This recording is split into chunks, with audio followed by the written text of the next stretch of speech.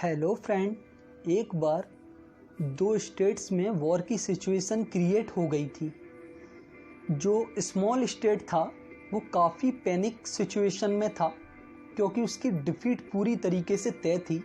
अगर उसके सोल्जर्स का कंपैरिजन हम बड़े स्टेट के सोल्जर्स से करें तो वो 10 टाइम्स ज़्यादा थे। इस स्मॉल स्टेट के कमांडर, कैप्टन, जनरल ने वॉर में पार्टिसिपेट करने से मना कर दिया। वो अगेन एंड अगेन इस बात पर इंसिस्ट करते रहे थे कि जब हमारी डिफीट निश्चित ही है तो अपने सोल्जर्स को किल करवाने में क्या बेनिफिट है। वे जरा भी इस चीज़ को अडॉप्ट नहीं करना चाहते थे कि हमारे सोल्जर्स शहीद भी हों और उनको रिवर्सल का फेस भी करना पड़े।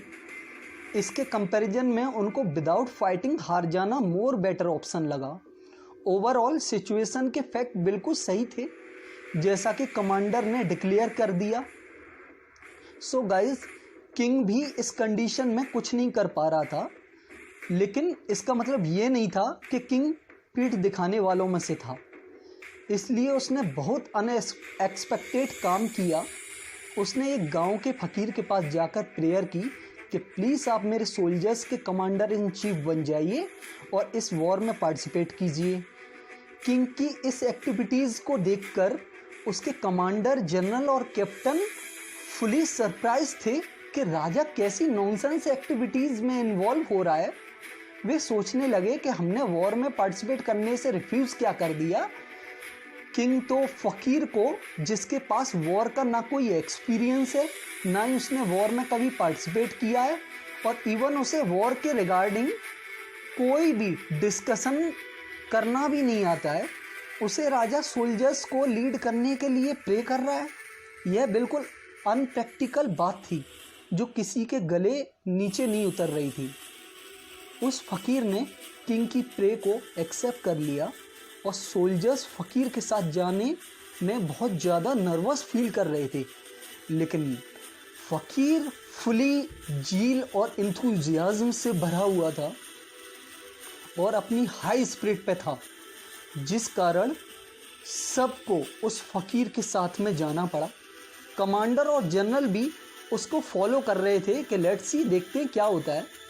जहां अपोजिट स्टेट की आर्मी थी, उससे पहले फ़कीर ने सारे सोल्जर्स को एक टेंपल के बाहर रोका। उसने सभी सोल्जर्स को एड्रेस करते हुए कहा कि वॉर से पहले हमें गॉड की ब्लेसिंग्स और मर्जी को भी अडॉप्ट करना चाहिए। अगर जीतना है तो आगे मार्च करेंगे और अगर हारना है तो पीछे रिटर्न हो जाएंगे। किंग से बोल देंगे कि गॉड की यही मर्जी है कि हमारी डिफीट निश्चित है, तो यूजलेसली हम क्यों अपनी जान सेक्रीफाइस करें। सोल्जर्स को फ़कीर की बातों में एक उम्मीद की किरण नज़र आई कि शायद हो सकता है कि वॉर में पार्टिसिपेट ना करना पड़े, और वे सब टेंपल के आउटसाइड खड़े हो गए। उस फ़कीर ने हाथ जोड़कर गॉड से प्रे की और अपनी पॉकेट से एक कॉइन निकाला और भगवान से कहा कि ये कॉइन मैं आपका नाम लेकर टॉस करूँगा। यदि कॉइन राइट साइड गिरा तो हमारी विक्ट्री निश्चित है, और in the case coin opposite side गिरा तो हमारी डिफीट निश्चित है। फ़कीर ने सबके अंदर एक ईगरनेस क्रिएट कर दी थी। आफ्टर ऑल, गॉड क्या चाहता है इस बात की फिक्र सभी को लगी हुई थी। फ़कीर ने कॉइन टॉस किया और कॉइन एग्जैक्ट सीधा गिरा। उसने कॉइन उठाकर सभी सोल्जर्स को दिखाया और कहा, अब अपने सारे डाउट्स, सारे वरी को आग लगा दो और डिफीट होने का थॉट बिल्कुल अपने मन से रिमूव कर दो। अब इस होल वर्ल्ड में आपको हराने की पावर किसी में नहीं है। रीज़न बीइंग, कॉइन सीधा गिरा है, गॉड पूरी तरीके से हमारे साथ है। उस फकीर ने सारे सोल्जर्स को एंड उनके बिलीफ सिस्टम को फर्म डिटर्मिनेशन में कन्वर्ट कर दिया। जैसे कि सपोज डैट उनके अंदर एक बिजली सी कौंध गई, जिसके बाद वॉर का सीन ही चेंज हो गया। एक सोल्जर ने अपोजिशन के 10-10 सोल्जर को शार्प डिफीट दी। ऑल्दो वॉर का जो पीरियड था वो 7 दिन के लिए कंटिन्यूसली चला, लेकिन रिजल्ट उस फकीर सोल्जर्स के फेवर में आया उन्होंने एक इम्पॉसिबल बैटल जिसकी कोई उम्मीद नहीं थी उसको जीत लिया। और विक्ट्री के बाद जब उन्होंने अपनी राज्य की तरफ कम बैक किया तो सारे सोल्जर्स उस टेम्पल को देखकर वहीं रुक गए जहां उनको गॉड ने जीतने की ब्लेसिंग्स दी थी।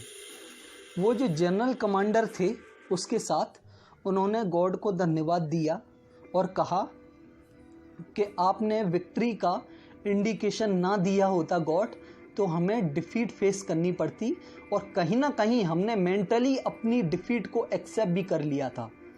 फ़कीर ये सब देख रहा था।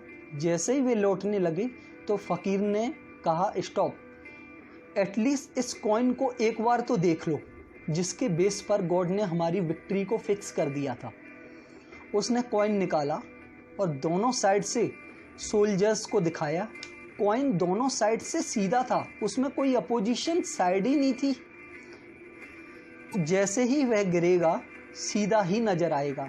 उस फकीर ने कहा कि अब तुम खुद को धन्यवाद दो, गॉड ने तुम्हारे अंदर जो बिलीफ सिस्टम क्रिएट किया था उसकी वजह से तुमने विक्ट्री हासिल की है, ना कि गॉड की वजह से। ये विक्ट्री तुम्हारे बिलीफ सिस्टम की वजह से तुम्हें मिली है। यह देखकर सारे सोल्जर्स और कमांडर ने उस फकीर को धन्यवाद दिया और कहा कि हमारे अंदर का बिलीफ सिस्टम आपने बिल्ड किया था, अदरवाइज इस पूरे वर्ल्ड में कोई पावर नहीं थी जो हमें जिता सकती थी। तो दोस्तों, देखा आपने बिलीफ सिस्टम में कितनी पावर होती है। अगर आपके पास सारी रिसोर्सेस हों लेकिन एक बिलीफ सिस्टम ना हो तो आपको जिताने वाला कोई नहीं है। और यदि आपके पास रिसोर्सेस ना हो, कोई मीन ना हो और एक स्ट्रॉन्ग बिलीफ सिस्टम हो तो आपको हराने वाला कोई नहीं है। वो कहते हैं ना, मन के हारे हार है, मन के जीते जीत। सो गाइस, अगर आपको इस स्टोरी का क्रक्स पसंद आता है तो प्लीज़ बेल आइकन को हिट करके मेरे चैनल को सब्सक्राइब कर दीजिए और मुझे लाइक कर दीजिए। Thank you very much.